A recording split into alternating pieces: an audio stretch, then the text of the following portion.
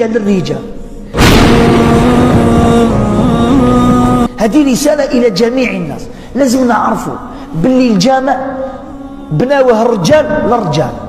صح النساء يأتون المساجد لكن ليس واجبا في حقهم. نحن لا نمنع النساء، بالعكس المرأة تأتي تصلي تتعلم، لكن المساجد أصل المساجد بنيت للرجال، ولهذا وصف من أوصاف الرجال في القرآن أنهم عمار لبيوت الله. إذا أنا خليت ما نجيش الجامعة وأنت ما تجيش، لمن المسجد؟ اليوم الناس يأسش يا خوتنا، والله أمر يدمي القلب.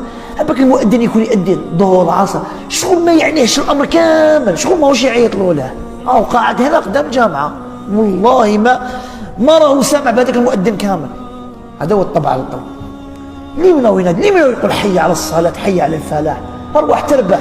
لمن هو يقولها؟ لينا. ومن بعد يقول لك كان والو شيخ دي بلاد هذه.